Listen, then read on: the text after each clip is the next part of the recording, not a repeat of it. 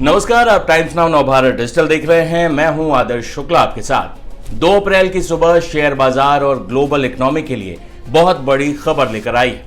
अमेरिकी राष्ट्रपति Donald Trump ने ईरान युद्ध पर स्पीच दी, जिसके बाद कच्चे तेल की कीमतों में जबरदस्त यू टर्न देखने को मिला है। ट्रंप ने एक तरफ तो युद्ध खत्म करने के संकेत दिए, लेकिन दूसरी तरफ दूसरे देशों को होर्मुज स्ट्रेट खुद सुरक्षित करने की चुनौती भी दे डाली। इस भाषण के बाद जो कच्चा तेल $100 के नीचे गिर रहा था, वो अचानक उछलकर $105 के ऊपर पहुंच गया। अपने संबोधन में ट्रंप ने साफ लहजे में कहा कि अमेरिका को होर्मुज की खाड़ी के तेल की जरूरत नहीं है। उन्होंने तेल आयात करने वाले देशों जैसे भारत, चीन से कहा कि वे खुद आगे आए और इस समुद्री रास्ते की सुरक्षा की जिम्मेदारी लें। ट्रंप ने यह भी ऑफर दिया कि जो देश युद्ध की वजह से तेल नहीं खरीद पा रहे हैं, वो अमेरिका से तेल खरीदे। ट्रंप ने कहा कि ईरान पस्त हो चुका है और हम बहुत जल्द अपना काम खत्म कर देंगे। ट्रंप के भाषण से पहले तेल की कीमतें गिर रही थीं, लेकिन उनके सख्त तेवरों ने मार्केट को फिर से डरा दिया है। ब्रेंट क्रूड 99 के स्तर से करीब 4.7% उछलकर $105.95 पहुंच गया है। WTI क्रूड भी 3% से अधिक के इजाफे के साथ $103.19 तक पहुंच गया है। एक्सपर्ट्स का मानना है कि जब तक होर्मुज का रास्ता पूरी तरह सुरक्षित नहीं होता है, तेल की कीमतों में ऐसे ही उछाल बनी रहेगी और ये भारत जैसे देश के लिए भी ऊर्जा संकट का एक बड़ा कारण बन सकता है। डोनाल्ड ट्रंप के 18 मिनट के राष्ट्र के नाम के संबोधन से कुछ बातें तो बिल्कुल साफ हो गई।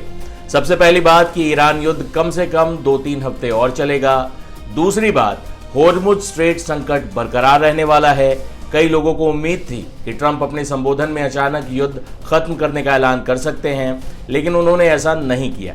उनके भाषण में यह दिखा कि ईरान युद्ध कितना जटिल है और अमेरिका के पैर इसमें कैसे उलझ चुके हैं। ट्रंप के भाषण में भी ये बात साफ तौर पर दिखी कि वो अमेरिका को ईरान युद्ध से जल्द बाहर निकालना चाहते हैं। आपको पूरा ट्रंप का संबोधन का जो वो खास हिस्सा है, जिसमें वो होर्मुज स्ट्रेट के बारे में बात कर रहे हैं, ईरान युद्ध के बारे में बात कर रहे हैं, जिसका भारत पर सीधा असर पड़ेगा, ट्रंप ने क्या कुछ कहा है वो हम आपको दिखाते हैं। Totally independent of the Middle East, and yet we are there to help. We don't have to be there. We don't need their oil.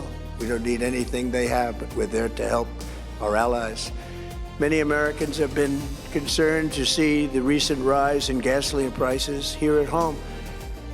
This short-term increase has been entirely the result of the Iranian regime launching deranged terror attacks against commercial oil tankers and neighboring countries that have nothing to do with the conflict. This is yet more proof that Iran can never be trusted with nuclear weapons. They will use them, and they will use them quickly. It would lead to decades of extortion, economic pain, and instability worse than we can ever imagine. The United States has never been better prepared economically to confront this threat. You all know that. We built the strongest economy in history. We're going through it right now, the strongest in history. In 1 year, we've taken a dead and crippled country. I hate to say that, but we were a dead and crippled country after the last administration and made it the hottest country anywhere in the world by far, with no inflation. Record-setting investments coming into the United States, over $18 trillion, and the highest stock market ever, with 53 all-time record highs in just 1 year. It all positioned us to get rid of a cancer that has long simmered. It's known as the nuclear Iran, and they didn't know what was coming. They've never imagined it. Remember, because of our Drill Baby Drill program, America has plenty of gas. We have so much gas. Under my leadership, we are #1 producer of oil and gas on the planet, without even discussing the millions of barrels that we're getting from Venezuela. Because of the Trump administration's policies, we produce more oil and gas than Saudi Arabia and Russia combined. Think of that, Saudi Arabia and Russia combined. And that number will soon be substantially higher than that. There's no country like us anywhere in the world, and we're in great shape for the future. The United States imports almost no oil through the Hormuz Strait and won't be taking any in the future. We don't need it. We haven't needed it, and we don't need it. We've beaten and completely decimated Iran. They are decimated, both militarily and economically and every other way. And the countries of the world that do receive oil through the Hormuz Strait must take care of that passage. They must cherish it. They must grab it and cherish it. They can do it easily. We will be helpful, but they should take the lead in protecting the oil that they so desperately depend on. So to those countries that can't get fuel, many of which refuse to get involved in the decapitation of Iran, we had to do it ourselves. I have a suggestion. Number one, buy oil from the United States of America. We have plenty. We have so much. And number two, build up some delayed courage. Should have done it before. Should have done it with us, as we asked. Go to the Strait and just take it. Protect it. Use it for yourselves. Iran has been essentially decimated. The hard part is done, so it should be easy. And in any event, when this conflict is over, the Strait will open up naturally. It'll just open up naturally. They're going to want to be able to sell oil because that's all they have to try and rebuild. It will resume the flowing and the gas prices will rapidly come back down. Stock prices will rapidly go back up. They haven't come down very much, frankly. They came down a little bit, but they've had some very good days over the last couple of days. We've done actually much better than I thought, but we had to take that little journey. Trump के इस भाषण के बाद stock market का क्या हाल हुआ, ये भी हम आपको बता देते हैं। भले ही उनके भाषण के बाद तेल महंगा हो गया, लेकिन जंग खत्म होने की उम्मीद ने शेयर बाजार को पंख लगा दिए हैं।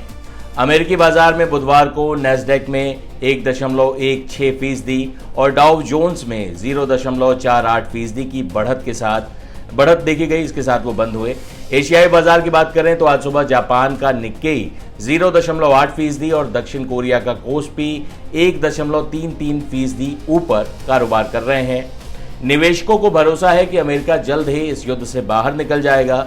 भारतीय बाजार के लिए आज का दिन मिला जुला रहा। निफ्टी सुबह 32 अंक की हल्की गिरावट के साथ 22,819 पर खुला, जो कि एक फ्लैट ओपनिंग का इशारा है।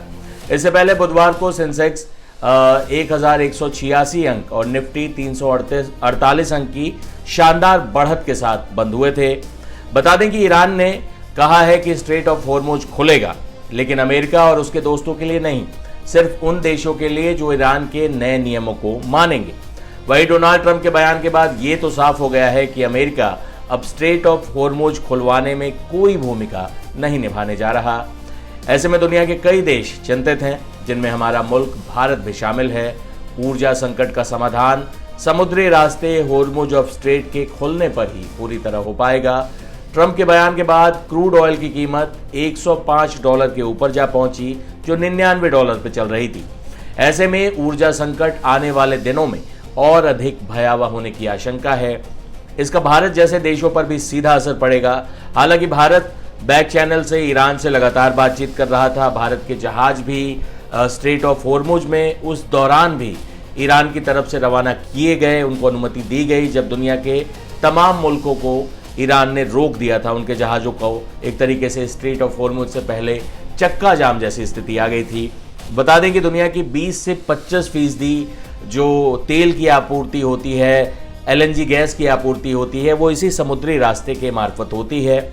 भारत भी इसी रास्ते के तहत अपना अधिकांश जो कच्चा तेल मंगवाता है, जो LNG मंगवाता है, वो स्ट्रेट ऑफ हॉर्मुज के रास्ते ही भारत पहुंचता है। एक और बात सामने आई थी कि ईरान जो है वो हर जहाज से 16 से 18 करोड़ रुपए टैक्स लेवी, या जिसे आप टोल टैक्स कह सकते हैं, वो वसूल रहा है। भारत के साथ उसकी क्या डीलिंग चल रही है और भारत के जहाज़ों को गुजरने के लिए उसने क्या शर्तें रखी है, इस बारे में अभी हमारे पास कोई जानकारी नहीं है। विदेश मंत्रालय ने भी ऐसी कोई जानकारी साझा की नहीं है। लेकिन ट्रंप के बयान के बाद ये तो तय हो गया है कि स्ट्रेट ऑफ हॉर्मुज पर भारत को अपने ऊर्जा सप्लाई को सुनिश्चित रखने के लिए, बरकरार रखने के लिए खुद पहल करनी पड़ेगी, खुद बात करनी पड़ेगी। और दुनिया के चौधरी बनने का दावा करने वाले डोनाल्ड ट्रंप इस युद्ध से पिछले दरवाजे से खिसकते हुए, निकलते हुए मालूम पड़ते हैं। इस पूरे मुद्दे पर आप क्या सोचते हैं? अपनी राय हमें कमेंट बॉक्स में जरूर बताएं। आपकी कमेंट्स का हमें इंतजार रहेगा। अगले वीडियो में हम उन्हें शामिल भी करेंगे। देश दुनिया की तमाम खबरों के लिए आप बने रहें टाइम्स नाउ भारत डिजिटल के साथ। शुक्रिया।